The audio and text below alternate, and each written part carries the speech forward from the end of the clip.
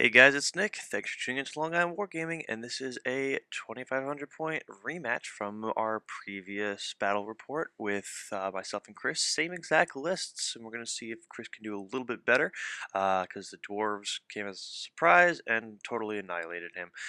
Check out the previous battle report if you have not, and let's see how we go second time round. So the first game, if you watched, Chris rolled like shit, and I got everything I wanted.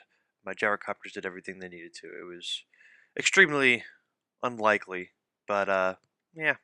So for Chris's magic, we have Fists of Gork, Foot of Gork, Hand of Gork, Gaze of Mork, and Gift of the Spider God. For dwarf magic, I have a Rune Lord that does nothing. He can channel on a 6 for an extra dispel dice, and he's got a Spell Eater rune, which allows me to dispel, similar to a dispel scroll. Same list as last time. If you want some in-depth analysis as why I brought different things, check out the previous battle report. Otherwise, from left to right, top to bottom, we've got a black gyrocopter, which is a regular steam gun gyrocopter with no propellers. We've got 10 quarrelers with um, shield. We have a handful of iron breakers with a BSB with the rune of slowness with 3 runes of slowness, and the BSB has some defensive, shield and whatnot. Hammers. Buttload of hammers with a Lord on Shield, and that Lord on Shield has Great Weapon, and Rune of Stone doesn't have too much. And then the Rune Lord, where he's got 35-point Breath Weapon, Spell Breaking Rune as mentioned, and Rune of Stone. So I really do not have too many runes on my heroes, enough to be effective and do what I want them to do. And then we've got like 35 Longbeards, which do nothing.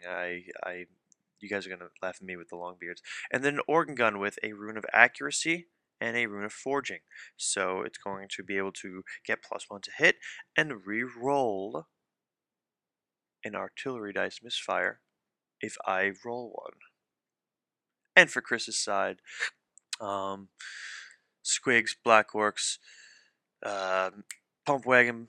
Oh, I'm sorry, Savage Orcs. Pump Wagon, Black Orcs, Pump Wagon, Wolf Chariot, and Wolf Fast Cav, and then a bunker in the back, and then all of his war machines. Very similar list to what he usually has us.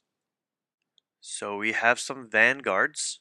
My hammers move up there 6 inches, that healthy 6 inches, and then we've got some wolf riders running around the side here. With the +1 to go first, since I get all my units down, the dwarves are going first. This gyrocopter goes ahead and moves up 12 inches and then juts out 8 inches, so looks a little cheesy, but the rules say as long as I fly over the unit, that includes clipping them, I can bomb them, which is cool.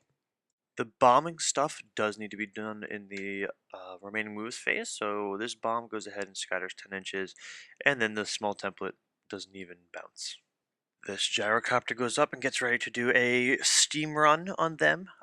It was a choice between that or go over them and do the dive bomb, which is just as effective, D6 hits, but I didn't want to get too close to the squigs and get charged.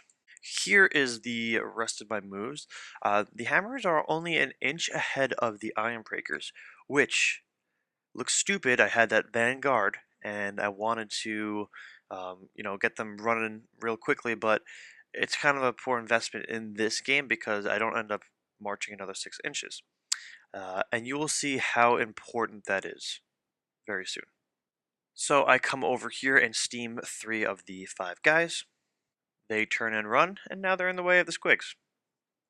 The quarrelers manage to get a wound onto the pump wagon. I really want these things dead because the 2d6 strength 5 impact hits is devastating against dwarves, with no armor save nonetheless, so it could really wreck up iron breakers. I end up scoring 2 wounds onto this pump wagon with the organ gun. The rough thing is I rolled a 2 and a 4, which is almost the worst roll you can get in terms of not actually misfiring, and somebody did the math, which I think is right. With the rune of forging, you get, no, yeah, rune of accuracy. Yes, reroll misfire. Rune of accuracy, you misfire completely if you roll 2 misfires, which is 1 out of 216, I believe.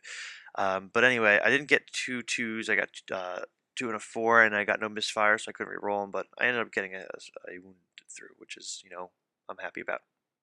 Without magic or much shooting, the dwarf turn is very short, so we move on to orc turn 2. Um, he's not going to end up moving up too much because of last game he moved up and, ended up getting an attack with full units of dwarves. So he's going to stay back and issue this charge between the Orc Gun and the Wolf Riders. I wasn't even thinking about this as a possibility. He needed like a 9 or a 10, and he gets it, which is really lucky. Now the Orc Gun is tied up. Kind of upset about that. Now, this part is hard to watch. The right pump wagon goes first, and he scores what looks like a 16, and he needed a 17 to get to me. He needed one more inch. And then the other guy, he didn't want going too far forward because he knew I was just going to leapfrog from one pump wagon to the next with overruns and charges, so he doesn't pump harder, and he scores a 15. And if he would have rolled the extra dice, he would have actually made the charge. So both pump wagons were so close. Very, very upsetting for Chris. But hey, if I actually moved more than 1 or 2 inch my first turn after the Vanguard, I would have been screwed right here. That would have been 4d6, strength 5, no armor save, impact hits. That would have done some damage. But man, that's really rough. So Chris is already getting some bad luck, but here's the rest of his movement phase. Not too much going on though. Savage Orcs are chilling in the forest, and the Squigs are going to be handed up to the battlefield with Hand of Gork. But Chris forgets to move his Shaman within the Black Orc unit, so he's not within the range of the spell, which kind of sucks. So when it even comes time to do magic, there wasn't enough power dice to do it because we rolled up a 3. I'm getting 2, Chris is getting 3. And he successfully gets off Hand of Gork with the 3 dice, and it's a high roll. I've got only 2 dice plus 2 to dispel, so I end up scrolling it. He pulls my scroll out with 3 power dice because you know what? He wants to Hand of Gork one of these pump wagons and just put it behind my line. Out of sight of the quarrelers, out of range of the freaking gyrocopters, and the organ gun's tied up. So last thing I need is these things coming in from behind. So I actually go ahead and dispel it and waste my scroll. In shooting, we go ahead and get a misfire for the first Doom Diver, and the second Doom Diver does 5 hits and gets 3 wounds. One of its rock lavas does its job and gets a direct hit and goes ahead and knocks out this gyrocopter. Which really opens up this side of the battlefield, because what I was going to do was, as you can see, the squigs are kind of stuck there. I was going to use the gyrocopter to just redirect the savage orcs, or maybe do a bow war, probably fly up to them, and then do the flame template, and just do it so you'd have to charge them and freaking move around towards the building. But I can't do that anymore. Over here, I kill a wolf rider, and he has a charge and a musician. So Chris wins, but I'm stubborn leadership 9 and I stick. So dwarf turn 2, I go ahead and charge the pump wagons, and there's no possible way to not touch both of them with the way they were lined up and the closing of the doors and all that nonsense. So I get both of them, which is nice. The bomber goes ahead and flies over one of these 2 wolf chariots, gets a direct hit, does its strength 6, d3 multiple wound attack, but only does 1 or 2 wounds, doesn't kill the thing outright.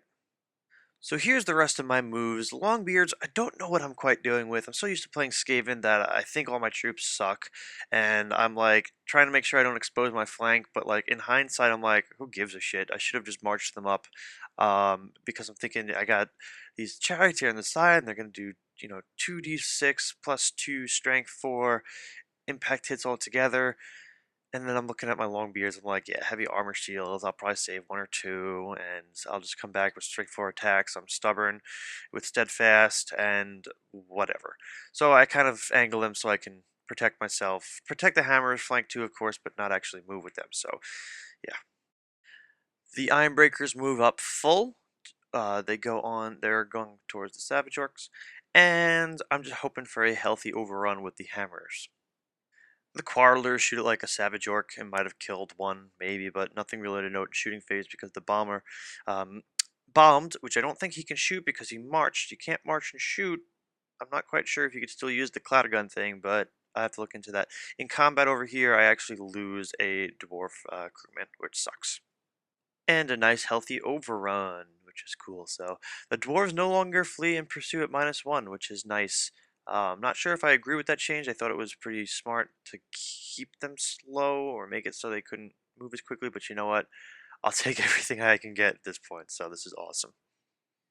Orc turn 2, there are no charges. To my surprise, I thought the chariots were going to just be annoying and maybe go kill some guys, but Chris is smart and uses some tactics and moves them around so that he can have some contingency charges set up against the hammers in case they do not charge.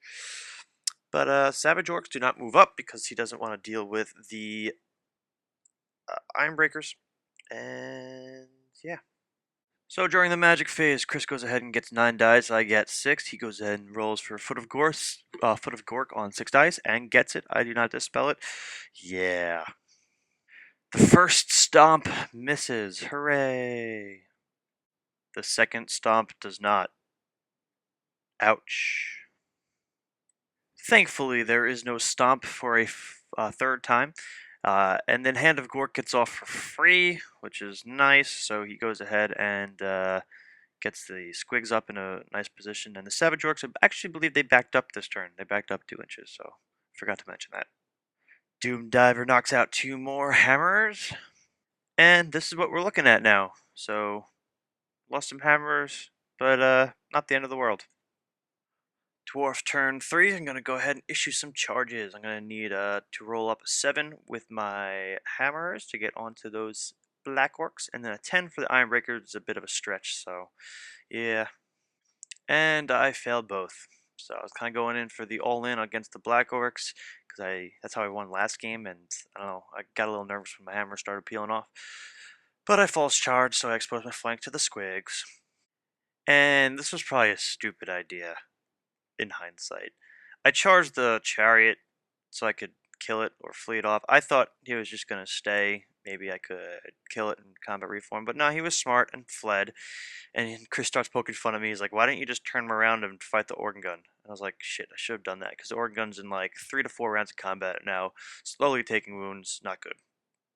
So Chris is doing a really good job of taking out the hammers with the with the foot of Gork. So I say, Chris, you know what? Let me lend you a hand and help you finish him off a little bit. So I drop a bomb on the black orcs, but it decides to sway 8 inches towards the hammers. So that's fun. Yeah. And then the bomb does not. It bounces again, but it does not scatter. It direct hits. So I get hit twice. So toughness 4 helps me a little bit, the armor helps me a little bit, but I end up losing 8 guys, and that's ouch. So for Orc turn 3, Chris goes ahead and declares some charges against the Iron Breakers with the Savage Orcs and the Squigs, which is expected. But this picture is actually the result of 2 false charges because the Rune of Slowness is awesome. Chris rolled up. He needed like realistic charges. He needed like a 7 for the Savage Orcs and like 7 for the Squigs or whatever. But he rolls nice numbers. But then I take my 2d6 for each unit, roll it up, take the highest of the 2, subtract from their charge. They both false charge. Excellent. Love it. Chris goes ahead and casts Foot of Gork, but I dispel it with all the dice that I have with double 6s. And now he has free reign for the rest of the magic phase, so he gives Gift of the Spider Guide to the Black Orcs, which I failed to mention in this picture back here. He charged the hammers with, along with that Wolf Chariot. And for the remaining Fists of Gork also get off onto the Shaman, which will dish out some damage. And this is what the end of Chris's remaining moves phase looks like. The bunker unit's just chilling in the back, and at this point my organ gun has taken 2 wounds from the Wolf Riders. Ouch. And then they go ahead and finish it off this turn. And here's where things get silly.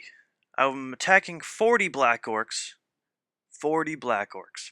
I look at my Rune Lord's list of equipment. I forgot he had the breath weapon, so he goes ahead and like flames 5 guys right off the bat, because that's awesome.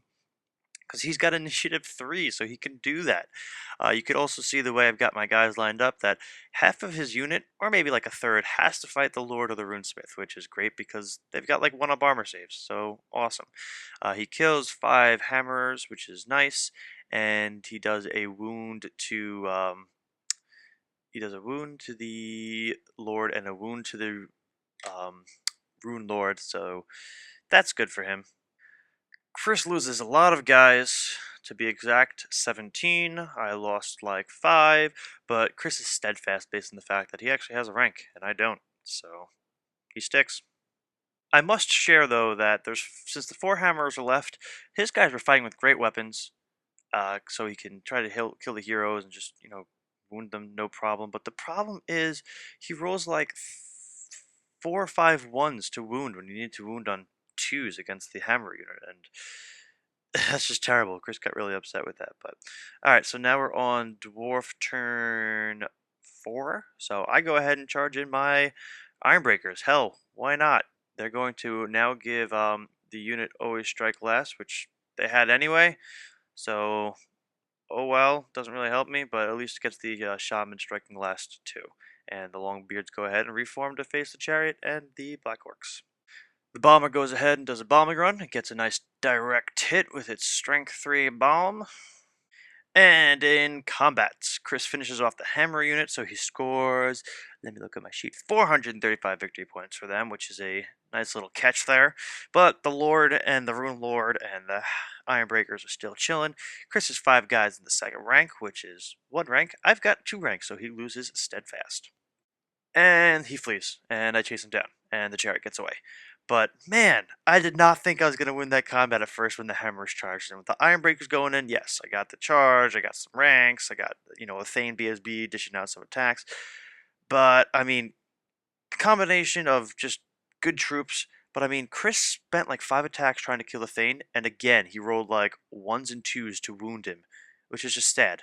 He could have killed him, or at least done enough wounds, and I failed my armor saves. But, man, I just wasn't expecting to do that well initially. But man, look, I'm going to go ahead and go into Chris's turn here. All right, turn 4. So Animosity goes ahead and fails on the bunker unit, so they aimlessly charge into the Ironbreakers, which I am not upset about whatsoever because now he can't shoot at me with his freaking siege weapons. How awesome is that? Savage Orcs reform to face the Ironbreakers. Squigs come around. The fast cav are just chilling, and yeah. And when you think you have learned it all and have seen everything, you learn something crazy and new all the time. Chris is like, my thing misfired, his Doom Diver. Yes, skid marks. I'm like, what the hell is that? The guy goes ahead and goes directly into the Lord's unit, the Lord and the Rune Lord, and he ends up actually killing the Rune Lord because it's a no armor save attack, and I was like, what?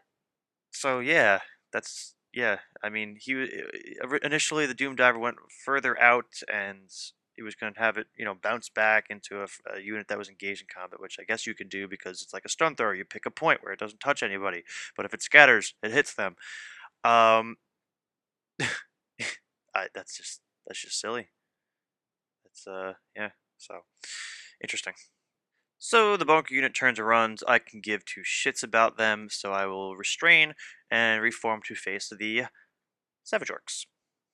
So, Dwarf turn 5, I go ahead and issue a charge against the fleeing goblins with my Lord, and that forces them to flee off the table, and then I get a redirect test, pass it, and go into the Doom Diver, which killed the Rune Lord. So I'm going to avenge his death, and that silly goblin with wings will go into the Book of Grudges. Remaining moves, I misfire, and I think I do a wound to the Gyro Bomber. And this charge, which I don't think I actually mentioned, but it's happening, it's for real. I go in because I don't want the squigs to see me anyway, so I don't want to deal with 2 fronts. But I go in, the BSB ends up dying, but I end up killing 1, 2, 3, 4, 5, 6, 7, 8 Savage Orcs. I only lose a rank of Ironbreakers, so yeah. I end up winning combat by a few, like maybe 3 pushing it, because I did have a charge and a BSB. But yeah, he turns and runs. I don't catch him, but man, that's not looking good. I mean, at this point, if the Savage Orcs did just a little bit better, I could have potentially lost this game. But you know what?